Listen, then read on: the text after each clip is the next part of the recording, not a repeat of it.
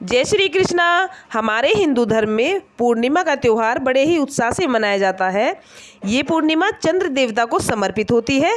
इस दिन भगवान विष्णु और माता लक्ष्मी का विधि विधान से पूजन होता है। इस दिन स्नान दान करने का महत्व है।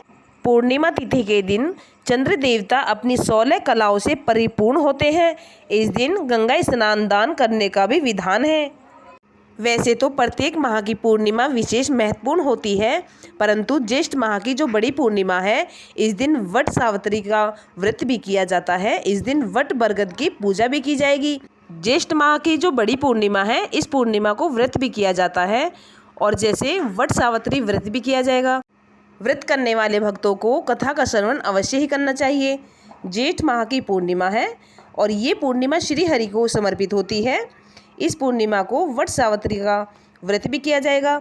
जो भी भक्तजन सच्ची श्रद्धा और निष्ठा से इस व्रत को करते हैं और भाव से पूर्णिमा के दिन पूजा अर्चना करते हैं, अर्थात व्रत को करते हैं, उन भक्तों को कथा का श्रवण अवश्य ही करना चाहिए, क्योंकि कथा सुनने से ही इस व्रत का पूर्ण रूप से फल प्राप्त होता है। ज्येष्ठ माह की जो पूर्णिमा है, ये बड़ी पूर्णिमा है।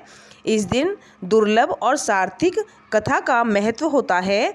पूर्णिमा व्रत में बड़ी महिमा, बड़ी शक्ति है, क्योंकि ये छोटी पूर्णिमा नहीं है, ये ज्येष्ठ मास की बड़ी पूर्णिमा है।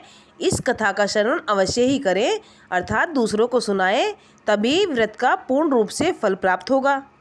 कथा को सुनने के लिए हमारे चैनल को सब्सक्राइब कीजिए, लाइक कीजिए, शेयर कीजिए और कमेंट करना बिल्कुल ना भूलें। तो आइए भक्तों, कथा का श्रवण करते हैं। प्राचीन समय की बात है कि एक नगर में एक परिवार रहता था। वह बहुत ही सुखी परिवार था। छोटा सा परिवार था। भाई, भाभी और एक नंद थी। वह तीनों जने बहुत ही सुखी से रहते थे और तीनों जने आपस में बहुत ही प्रेम स्नेह किया करते थे। अर्थात भाभी अपनी नंद से बहुत ही प्यार करती थी और बहुत ही दुलारे करती थी। एक दिन क्या हुआ कि भाभी अपनी नंद के साथ हंसी मजाक कर रही थी। इस पर नंद नाराज़ हो गई। इसके साथ ही भाभी ने अपने लाड प्यार से अपनी नंद को मना लिया। फिर नंद पहले के जैसी खुश हो गई, क्योंकि उसकी सास ने अपनी बहू से वचन लिया था कि बहू मेरी बेटी का ख्याल रखना। तो बहू अपनी सास का वचन निभा रही है। जो कि भाभी अपनी नंद से इतना प्यार, इतना स्नेह करती है, इतना दुलार करती है, क्योंकि बहू की सास ने मरते वक्त उससे वचन लिया था कि बहू मेरी बेटी का ख्याल रखना और उसे अपने बच्चों की तरह ही प्यार करना। तो बहू ने अपनी सास का वचन निभाया है। इसके साथ ही उसकी बहू को कोई संतान भी नहीं हुई थी और नंद भी परेशान और भाभी भी परेशान। तो एक दूसरे के साथ अपना दुख सुख बांटती थी। फिर एक समय क्या हुआ कि ज्येष्ठ का माह शुरू हो गया। तो दोनों ज्येष्ठ के माह में सुबह स्नान से निर्वृत्त होकर पूजा अर्चना करके अपने घर पे फिर पीपल देव भगवान की दोनों नंद भाभी पूजा अर्चना करने जाती और पीपल देव भगवान को जल से सींचने जाती। पूरे माह दूध का अभिषेक कराती और जल से सींचती। पीपल देव भगवान इस पर प्रसन्न हो गए। पूरे ज्येष्ठ माह में उन्होंने विधि विधान से पीपल देव भगवान की पूजा अर्चना की। फिर क्या था कि पूजा करते समय दोनों नंद भाभी हाथ जोड़कर प्रार्थना करती कि हे पीपल देव भगवान, कि मुझे एक पुत्र की अभिलाषा है, कि हे पीपल देव भगवान मुझे पुत्र होने का आशीर्वाद दे दो। फिर क्या था कि नंद भी अपनी भाभी को देखकर हाथ जोड़कर प्रार्थना करने लगी और कहने लगी कि जो कुछ भी मेरी भाभी ने आपसे मांगा है, हे पीपल देव भगवान मुझे भी वह सब दे देना और मुझे आशीर्वाद दो। अब पीपल देव भगवान क्या करते, उन्होंने उनकी पूजा अर्चना और श्रद्धा भाव से वे प्रसन्न हो गए। उन्होंने दोनों को आशीर्वाद दे दिया और अपना वचन दे दिया। जैसे जैसे ज्येष्ठ का माह पूर्ण होने को आया और पूर्णिमा तिथि आ गई, तो क्या हुआ, पीपल देव भगवान वचन से बंध गए। तो पीपल देव भगवान ने भाभी को तो वचन दे दिया और अपना वचन दिया हुआ पूर्ण किया। कुछ दिनों के बाद भाभी जो थी गर्भवती हो गई। अब कुछ समय बाद नंद को देखकर पीपल देव भगवान सोचने लगे कि मैंने इसकी भाभी का तो वचन पूर्ण किया, लेकिन मैं नंद का कैसे वचन पूरा करूं, क्योंकि ये तो अभी कुंवारी है। अगर मैं इसको दिया हुआ वचन पूरा करता हूं तो इसकी तो बड़ी बदनामी होगी, लोग क्या कहेंगे। फिर भी पीपल देव भगवान ने अपना वचन पूरा किया। जैसे भाभी को वचन दिया था पीपल देव भगवान ने वो पूरा किया, और नंद को वचन दिया था वो भी भगवान ने पूरा किया। कुछ समय बाद नंद भी गर्भवती हो गई। अब एक सुंदर बालक तो भाभी को प्राप्त हुआ। फिर 9 महीने बाद नंद को एक सुंदर बालक प्राप्त हो गया। इसके बाद क्या हुआ कि भाभी ने जब नंद के पास पुत्र को देखा तो वह बहुत ही आश्चर्यचकित हो गई। भाभी ने जब अपनी नंद से पूछा इसके बारे में कि तुम्हें ये पुत्र कहाँ से प्राप्त हुआ है, तो भोली भाली नंद ने पीपल देव भगवान के सींचने की पूरी कहानी अपनी भाभी को सुना दी।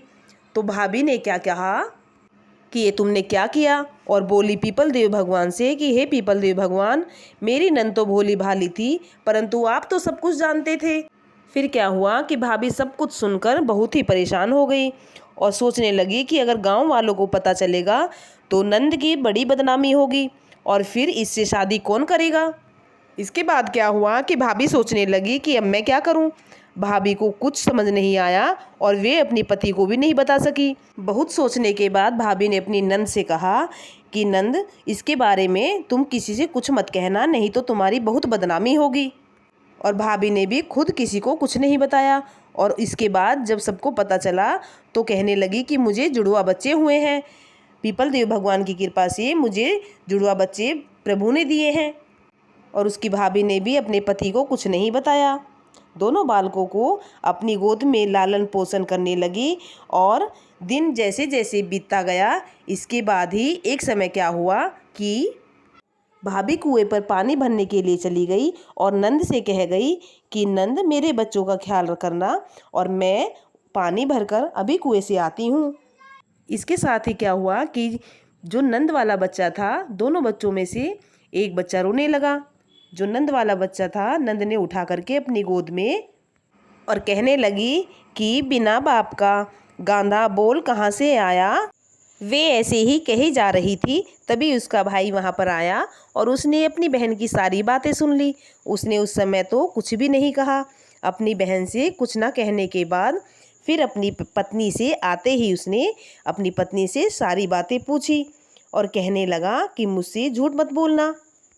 कुछ देर बाद उसकी पत्नी घर पर आ गई और वह अपनी पत्नी से पूछने लगा कि सच सच बताओ कि मेरी बहन ऐसे क्यों बोल रही थी, क्या बात है, मुझसे कुछ भी मत छुपाओ, मुझे सब सच बताओ। तो पहले भाभी इधर उधर की बातें बोलने लगी और कुछ झूठ बोलने लगी। तभी पति समझ गया कि ये मुझसे झूठ बोल रही है। फिर पति कहने लगा कि देखो, मुझे सच बताओ, मुझसे झूठ मत बोलो, मुझे सारी बातें सच बताओ। फिर पत्नी ने सारी बातें अपने पति को बता दी। फिर क्या था कि भाई बहुत ही परेशान हो गया बहन की ऐसी बात सुनकर और कहने लगा कि अब मेरी बहन से कौन शादी करेगा, अब मैं क्या करूं, मेरी बहन की बहुत बदनामी होगी।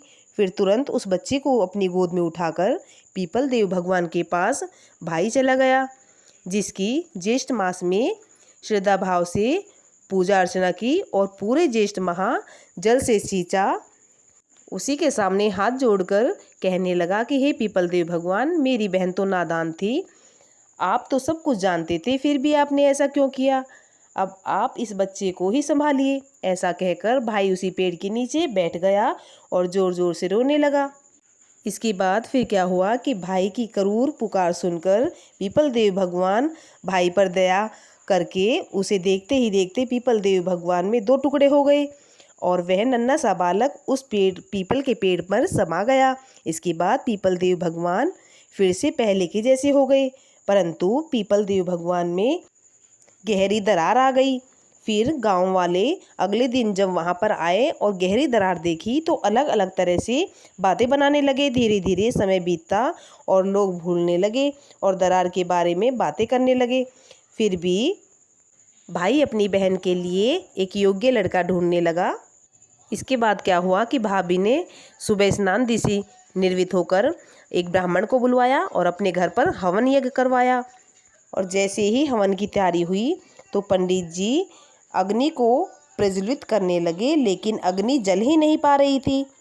जैसे ही हवन की लकड़ी में पंडित जी ने घी डाला तो अग्नि नहीं जली। बहुत कोशिश के बाद हवन में अग्नि नहीं जल रही थी। बहुत कोशिश करते करते पंडित जी परेशान हो गए और हैरान भी हो गए कि ये क्या हो रहा है, ऐसा क्यों हो रहा है कि ऐसा कभी नहीं हुआ। पंडित जी बोले कि किसी को आप लोग भूल तो नहीं गए हो, किसी को निमंत्रण नहीं दिया है। लोगों की बातें सुनकर भाई कहने लगा कि नहीं, ऐसा तो नहीं, मैंने तो सभी लोगों को बुलवाया है, यहाँ पर सभी उपस्थित हैं। तो सभी कहने लगे कि अपने मान भांजी को भूल तो नहीं गए हो, ऐसा तो नहीं है। लोगों की बातों को सुनकर भाई कहने लगा कि नहीं नहीं, मैंने सभी को बुलवाया है। हजारों कोशिश के बाद फिर भी हवन में अग्नि नहीं प्रज्वलित हुई। फिर एक योग्य पंडित को बुलवाया गया। वहाँ पर पंडित जी ने सभी वेदों के ज्ञानी, उन्होंने सारी बातें वृत्तांत करके पंडित जी से आंखें बंद करके ध्यान लगाया और उसके बाद क्या हुआ कि आंखें खोलकर बताया कि तुम्हारा तो भांजा रह गया है, कि तुमने उन्हें निमंत्रण नहीं दिया है। देखो, उसे बुलवाओ और तभी हवन होगा, क्योंकि अग्नि तभी जलेगी क्योंकि भाई बोला कि मेरे तो कोई भांजा ही नहीं है, मैंने तो अभी तक अपनी बहन का विवाह ही नहीं किया है। तब पंडित जी बोले कि याद करो, तुम अपने भांजे को पीपल देव भगवान को समर्पित करके आए हो। फिर क्या था कि भाई तो विवश हो गया। फिर उसे उस भांजे को वहाँ पर बुलवाना ही पड़ा, तभी अग्नि प्रज्वलित हुई। और तब भाई ने आखिरकार विवश होकर सारे गांव के सामने सारी वृतांत कहानी, सारी घटना सुना दी, जिसे सुनकर वह पंडित जी कहने लगे कि तुम्हारी कोई गलती नहीं है, ये तो तुम्हारी बहन के ज्येष्ठ मास के पुण्य के कर्म है, क्योंकि पीपल देव भगवान को उन्होंने पूरे ज्येष्ठ माह में जल से सींचा है और सच्चे मन से उनकी पूजा अर्चना की है।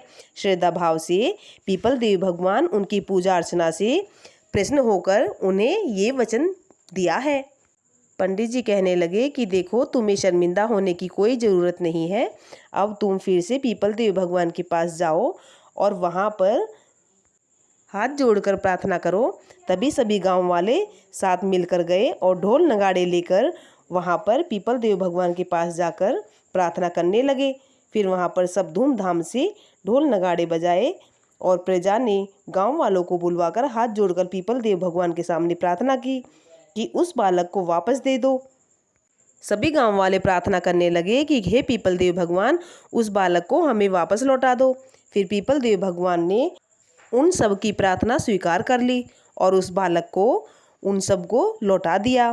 फिर पीपल देव भगवान पहले के जैसे हो गया, बच्चे को लेकर अपने संवाहित में कर लिया। उसी तरह से फिर जोरदार आवाज़ से फिर 2 टुकड़ों में बटा और फिर देखते ही देखते वह बालक सामने आ गया और अपनी आंखों से देखकर गांव वाले सभी आश्चर्यचकित हो गए और विश्वास सभी को हो गया।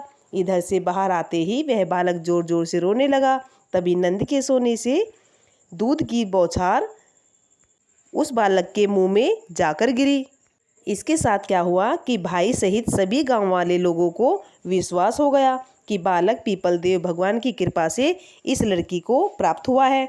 तब सभी ने प्रसन्न होकर पीपल देव भगवान की पूजा अर्चना की और उनको धन्यवाद किया, नमस्कार किया। पीपल देव भगवान की पूजा करके पीपल देव को जल से सींचा और दूध का अभिषेक किया और पीपल देव भगवान को धूप दीप दिखाकर पूजा अर्चना की और मीठे का भोग लगाया। पीपल देव भगवान पहले की भांति प्रसन्न हो गए, सभी गांव वालों पर कृपा की।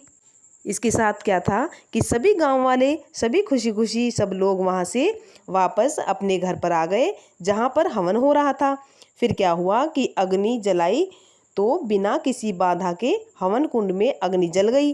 तब सभी बड़ी धूमधाम से हवन सम्मान योग में सभी खुशी खुशी मिठाई सबको खिलाई और भोजन खिलाया और हवन यज्ञ बड़ी श्रद्धा से हो गया। फिर बड़ी धूमधाम से सभी लोगों में खुशियां बांटने लगे। हवन होने के बाद में भाई भी बहुत प्रसन्न हो गया। फिर सभी गांव वाले बंधुओं सभी कहने लगे कि ज्येष्ठ मास में पीपल देव भगवान की पूजा अर्चना अवश्य ही करनी चाहिए और जल से सींचना चाहिए और दूध का अभिषेक अवश्य चढ़ाएं, क्योंकि जैसे जिसकी मनोकामना होती है वह सभी की मनोकामनाएं इच्छाएं पूर्ण हो जाए। फिर क्या था कि सभी गांव वालों ने तय किया कि प्रत्येक माह की जो पूर्णिमा आती है और प्रत्येक शुरू माह होने से और प्रत्येक पूर्णिमा तक हम जल से पीपल देव भगवान को जल से सींचे और दूध का अभिषेक चढ़ाएं और सभी की मनोकामनाएं ऐसे ही पूर्ण हो। और सभी गांव वालों ने कहा कि जब पीपल देव भगवान की पूजा अर्चना करने से सभी की मनोकामना पूर्ण होती है तो ऐसा शुभ कार्य क्यों ना करें। इसके बाद प्रत्येक माह में पूर्णिमा तक सभी गांव वाले पीपल देव भगवान की पूजा अर्चना करने लगे और जल से सींचा और दूध का अभिषेक चढ़ाया, धूप दीप दिखाकर भोग लगाया, पीपल देव भगवान की श्रद्धा भाव से पूजा अर्चना की और हाथ जोड़कर सभी गांव वालों ने प्रार्थना की कि हे पीपल देव भगवान, हम सबकी मनोकामना पूर्ण करना। आज की इस कथा को सुनने वाले और हुंकारा भरने वाले की सबका भला करना और प्रेम सहित सबके दुख दूर करना।